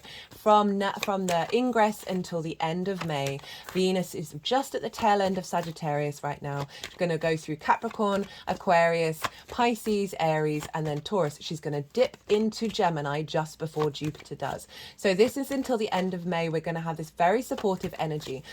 Jupiter is squaring Pluto. So squares bring about manifestation, but they can involve some hard work. And so it's a hard aspect. It can be a little bit difficult. And so we've got this breaking down of your communication energy, ishatini matusha, with the unconscious. So there may be situations in your local environment that crop up that are bubbling to the surface, that which is hidden, that needs to be transmuted in order to build a new structure. Ishatani matufina chanama. But Venus is governing this, so she's easing us in with that in the beginning building phase of the first couple of months of this transit. And then Jupiter is going to move into Gemini, and this this is in your fourth house, your roots and your foundations, your ancestors, both blood and soul lineage, parental figures, a roof over your head, and your private life. And it's going to go from squaring Pluto to trining Pluto. So we're moving from activation, manifestation, building mode into finding wisdom and elevation of that which we have been working on. Bringing together more cohesion, a more sense of faith of what's going on with this trine. They're both in fellow air signs. And so we've got a focus now on your foundational space. Now that you're more sort of embodied in the way that you communicate and understand how you find meaning in your day-to-day, this is now strengthening and expansion in feeling good about yourself in your foundations. Ishani Matufa, finding more abundant opportunities to connect to your ancestors and the wisdom therein, finding more generosity and ease with parental figures, Ishani Nadi Mutufa, which is then relieving perhaps some unconscious limitations from your 12th house based on growing up and maybe facing certain things and certain words and things that may have been said to you that have limited your ability to access the magic of your soul. Ishata, I'm just thinking about, I had a reading a couple of months ago, or back in August actually, by this amazing channeler, and she channeled from my higher self that when I was younger I used to be able to see spirits, and I was told by an adult that they don't exist, and it switched off something in my brain. My conscious ability to tap into the unseen. So something like that may crop up, whether you're conscious of it or not, that clears some blockages and transforms that limitation into power and magnetism. You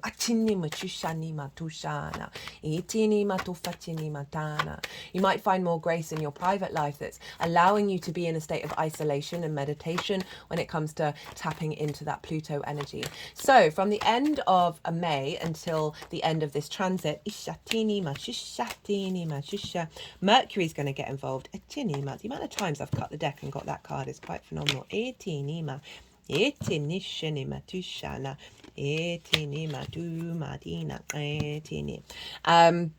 What was I saying?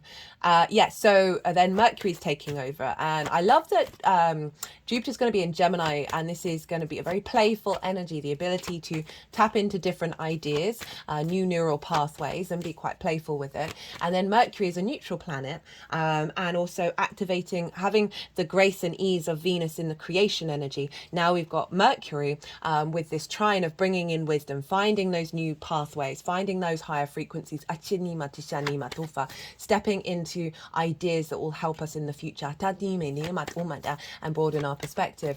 Mercury's going to be moving through, I think it's Taurus up to Leo for the rest of this transit, so those houses are going to get activated during that time. So just bear in mind, maybe check when Venus is changing signs. She's going to be moving into Capricorn not that long of a time, in a couple of days. Just before we've got the Leo full moon, which I'm loving. And then Mercury is obviously moving very quickly. It's going to have gone through its retrograde in Aries before we get to this point. So it's going to move quite quickly up until Leo. So this ability, as I said, to collect different information. And this is just going to give you a broader understanding of what key themes are influencing Pluto during this transit. With Pluto in Aquarius, I have been recommending to people, tap into your Leo energy, because it's an opposition. And sometimes with oppositions, we can prioritize one side over the other. And what we really want to do with oppositions is have them unite and work together. Now Leo rules the heart. It's very sort of a warm, generous energy operating from, so what you really want to do is operate from your heart space. So we can get quite lost in the intensity of Pluto, as well as sort of the coolness of it all, the detachment. We can go too far, but the heart energy is one of the most powerful energies on this planet. And really and I feel like we're going to get an activation and a more collective understanding of how powerful it is when we operate from our heart with integrity. So bringing that Aquarian energy in as well, of making sure that that's rebalanced, of bringing some warmth back into yourself if you're going through a particularly difficult time, and certainly that universal truth of the heart energy being activated. And that is over in your 6th house of work, health and routines. So finding that through the way that you figure things out, how you work, And taking care of your health, taking care of your heart can be a really good thing. Laughing, finding joy, finding a routine of bringing laughter into your life and play. I'm going to be talking about these things in the full moon in Leo, which is happening a couple of days after this transit, which is wild because we're getting that boost from Leo before really getting into this transit. What else did I want to say? Look to where your Pluto is in your natal chart. Look to the themes of the house that it's in, because those themes are going to crop up for you as well. That's going to help you have a more personal understanding of what's showing up for you during this Pluto transit. Ishatini matufina atana ufine matuma itini me shanime itini me tushinime tushinime. Right, tufana na shushinima tushana. Right, that's kind of everything that I wanted to say without, completely swamping everybody with astrology. But they're still sort of shuffling, so there may be some more cards that want to come out. So I'm going to go consciously quiet. I'm going to keep shuffling for a little bit and see what happens. And then I'm going to let the energies move through me. There we go.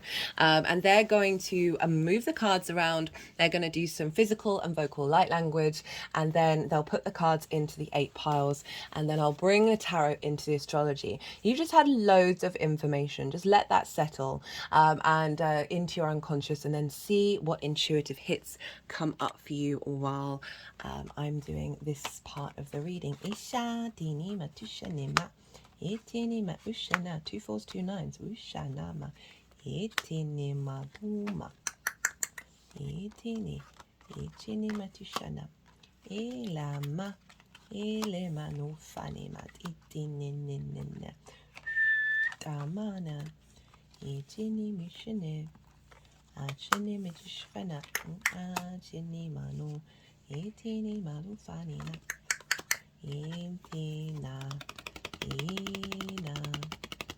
ina no fani matushane itini ma shatani matush ina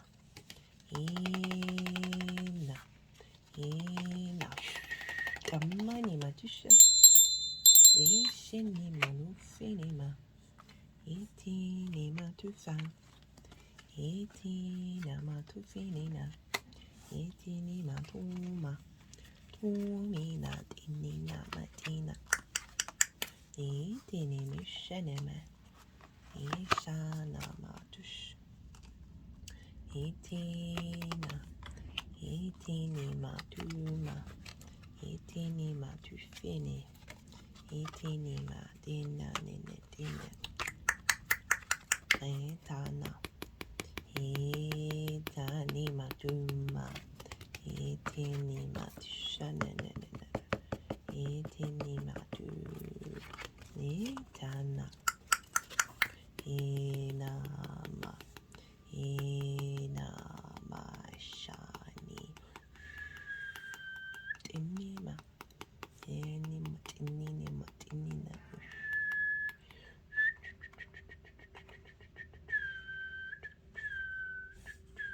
Damina Itini matuma Itini matufini matishene Ishani matush Inami Tini matani Itini matushatina Itinina Ina Ichana marufini marufatina Ila lena monu matina Ichane matushene tine Ina matusha Itinima Ichinima tini Dama Tutini mishatena Itana Ishane Tunamena Tina Nachana Ishani mano machani matina ina Ina madufa Ishana matu matani minatana. Ina matu. Itini matu fini matana. Tufa. Tufa chinima. Itinima tufa. Right. What is being composted during that Capricorn, that last Pluto Capricorn transit? So Capricorn for you is in your 11th house of hopes and dreams, friends, groups and alliances, and reaping the benefits from your 10th house. So we've been clearing out some energy and transforming around those themes. Well, the 10 of Wands and the Tower. So this is what's being released. And what it feels like, this combination of cards in terms of being released, is pulling down transmuting energy, composting energy around feeling that things are a burden in that area of your life, right? That you've got a lot of weight and a lot of responsibility. But just generally, what I'm really getting is just the sense of burden, ishatani machani matufa, of feeling of putting in a lot of hard work and not quite realizing, of constantly being in a state of thinking it's not going to end, you're not going to get any results. So you think about hopes and dreams, and perhaps you've been putting in a lot of effort and just feeling the weight of it, rather than the fact that the power behind this card of being able to do all of that is phenomenal. Ishatani matusha. But it's the mentality, right? This figure is hunched over. They can't even see that it's a beautiful day, right? Or that there's perception that they're nearly at the end of their journey. So clearing away that heaviness around your hopes and your dreams, as well as perhaps just sort of maybe taking on some weight and responsibility in friends, groups and alliances, and not necessarily seeing the payoff, or feeling like interacting in big groups feels like a weight and a burden, putting in all the hard work in terms of your career and your life purpose and not feeling like you've seen the rewards from it yet, right? And the Tower card, what I'm getting with this one is perhaps feeling like your hopes and your dreams are constantly being teared down. Ishatani matusha and disrupted. Ishatani ma ushatini ma ishatani matusha. Same with kind of groups and alliances, maybe a transitory nature of just feeling like sometimes they just disappear and you're like, what's just happened? And there's just chaos there, and there's a detachment and it's no longer in your life anymore. Ishatani matusha ni matufa. Of perhaps thinking that you're going to get reaping something from your career and your life purpose, and then that just getting pulled down and not manifesting. Ishatini Machushan, so clearing out a lot of fear and anxiety around that. And it's turned into the Queen of Pentacles, which you couldn't get better for Capricorn. Ishatani Machusha. Queens bring nourishment, depth and nuance. They observe, they strategize, and they cultivate. Ishatini Machusha. This is the biggest pentacle. She's cultivating abundance. She is making sure that you are now in this state of constantly feeding abundant energy into your hopes and your dreams. Like a generator. Seeing the fertility within yourself and around you. Queen of Pentacles is also someone who gives really good advice. So this might be an activation of your ability to do so with friends, groups and alliances. There's no longer this heaviness or this burden or just feeling like people just disappear, friend groups just disappear or don't see you. Queen of Pentacles, very nourishing, very nurturing, very 3D energy of wanting you to feel good in this 3D world. Also nurturing and nourishing the benefits that you're receiving from your life purpose and your career. And that's all feeding into your hopes and your dreams and activating new levels. Now, what is the quest? What are we going? What journey are we going on with this transit? We've got the Ace of Swords and the Nine of Cups. Love this for the quest, right? Of fight, and this is for the 12th house, of which can be a difficult house. These cards are great for that because this is clarity. This is the universal truths. There's wisdom. There's a higher perspective. It's cutting through a lot of the nonsense. Sorry about that.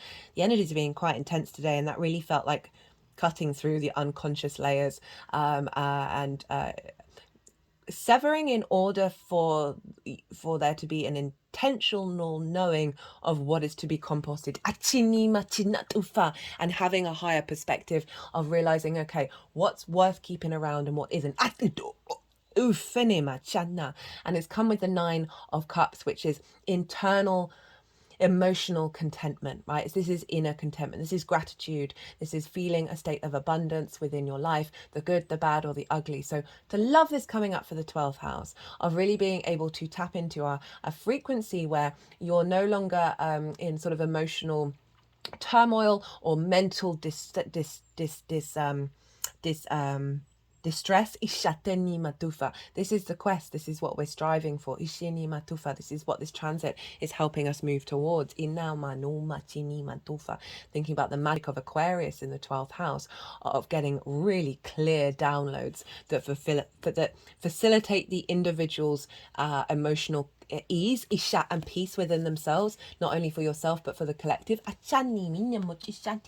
Great new ideas that bring, as I said, bring ease to the world. Ishani matufa. What is the wisdom to help us tap into this quest? We've got the Temperance and the Four of Swords. So this is saying, honor the fact that this is a long cycle, right? Don't fear, don't rush. Realize that the good, the bad, and the ugly are all helping alchemize you. We've got Temperance here. This is alchemy, the refinement of self. In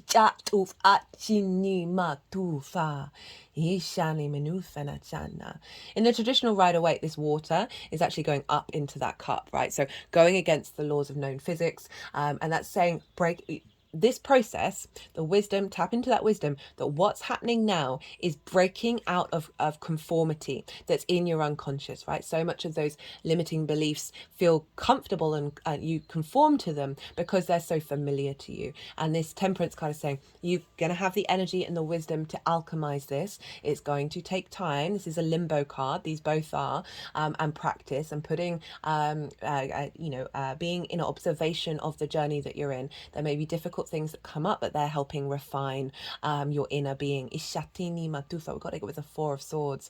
So this is the wisdom of letting you know you are held by something bigger than yourself.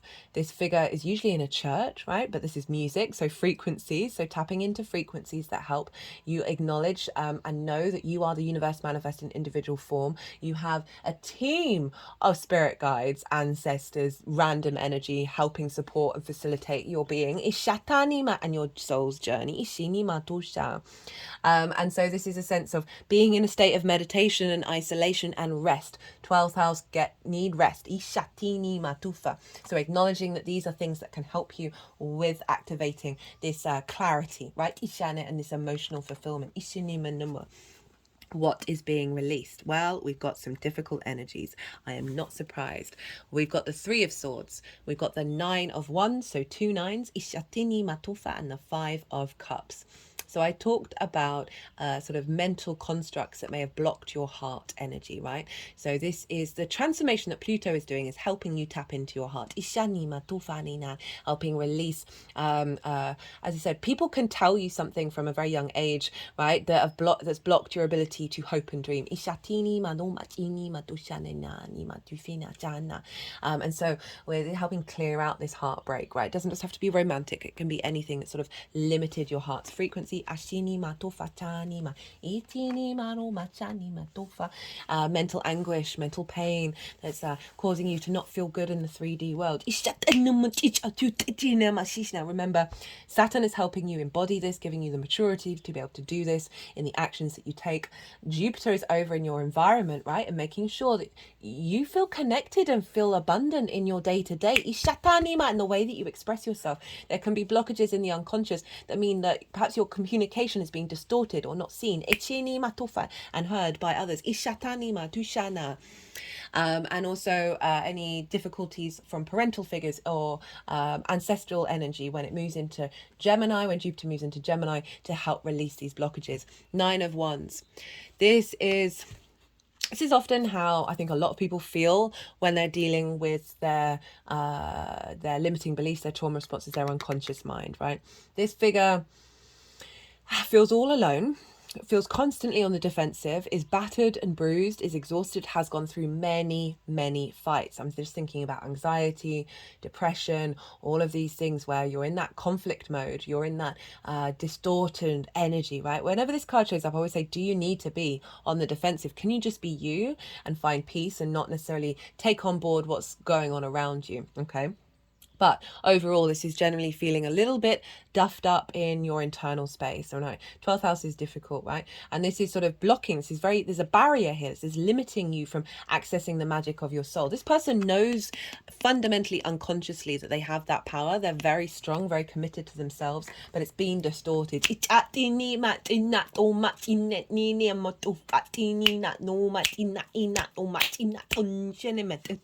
coming to 5 of Cups, which is about grief, right? Grief is the 12th house energy. I was looking at the 3 of Cups, which have fallen over, and the 3 of Cups represents flow, abundance, celebration, being with like-minded people, celebrating each other. There's a real ease and generosity with the 3 of Cups. So this is saying there's energy that's coming up where it's being cleared out, it's being released, that is helping move past this energy, right? Grief is a very fundamental part of the human existence. It helps form and helps us grow and helps us make decisions as well of how we want to respond. This figure can turn around and see that there are the 2 of Cups where there's union, respect and honor, and love, so this is what's being cleared out, right?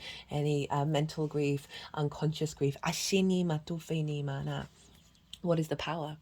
6 of Wands, sorry, 6 of Swords. This is knowing that you are moving to calmer waters. This is the power. I love the 6 of Wands because they're going somewhere new. They're not allowed to take everything with them. They're taking with them the fundamental core principles. Ishatani matufa, your magic. Ishani matuma tini mata, itini marofachani matufa. And they're taking them to a new landscape. So this is saying through this, you are going to a new landscape. Ishatinima, with these core fundamentals that are going to serve you in that landscape. 6s are very protected. So the power that's coming through saying, don't worry, you are protected. This is helping you transmute into this next journey, right? We're going to have the final ingress on the 20th of November, when all of what we're learning here, we're going to start building and manifesting. What is the apex? Love this row for this. Ishatini matuf. What is the apex? What is the pinnacle of this transit? 3 of Wands. Confidence, command, protected, on the higher ground. They're on a cliff. They're about to embark on a new journey. They've prepped, they've done the work of the 2 of Wands. They've got the lay of the land. They know what's going on, and they're confident in their decision of who they are now, Isha, and the journey that they're going on, the mental, the unconscious journey that they're going on. There's real sense of, say this attacked energy of the 9 of Wands. This figure can see everything before them. They can know how to prepare and to strengthen their who they are in order to face and weather any storm. But this is the apex of this is real. What I'm going to get strong confidence of knowing who you are, right, and feeling safe and protected, but also understanding that you're embarking on a new journey with this new landscape. What is the gift? Oh, look at that. 4 of Pentacles, Page of Cups. I love the 4 of Pentacles. It gets a bad rep, but I think it's great. This is you've got for this one, peace symbols, which I love for this. You've got peace symbols underneath their feet chakra, over their heart chakra, and on their crown chakra. This is inner sovereignty that translates into outer 3D containment and power within yourself, right? They're wearing a crown. There's an element of authority and protection, right? They are being protected by peace, ishatani matufa. So rather than feeling disorientated and grief-stricken, what else came up there? And on the defensive and in heartbreak and heart discordian, you've now got power coming through. You're really confident within yourself. Pluto will bring that ishatinima in this 12th house transit.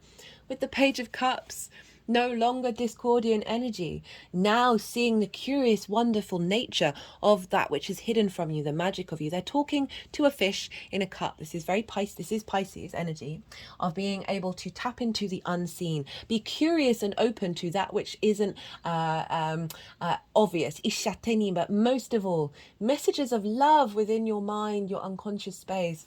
The Page of Cups is probably the happiest page. They're very useful, they're excitable. You're getting downloads and messages and gifts that are reorientating yourself to this.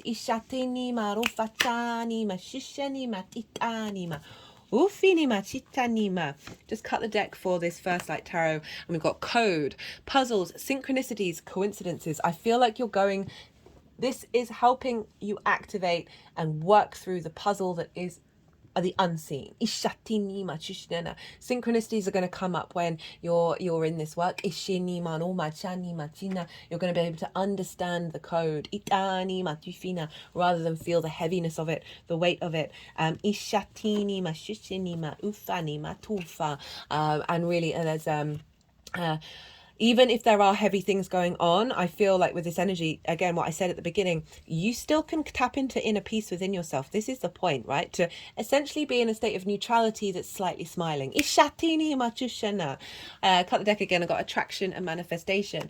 So the transformation of your unconscious, right, of the 12th house, is then going to bring in more integration, which is bringing in more of you in alignment with your soul's frequency, which is allowing the higher vibrational frequencies to access higher levels of attraction and manifestation for you. So this is all being seeded. Remember, there's going to be the bigger transit that's happening at the end of November. So this is all getting activated. You may see bits of it be manifest during this transit, little clues and hints. It may, for some of you, be really activated very quickly.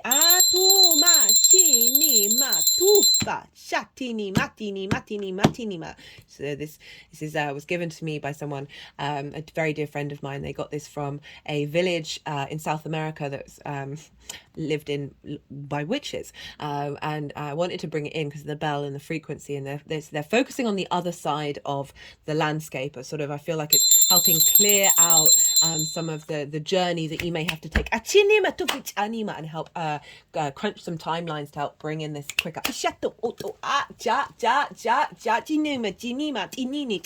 got spiritual partnership, and I see that as spiritual partnership with your soul's magic, with your unconscious, no longer in fighting mode, no longer in battle.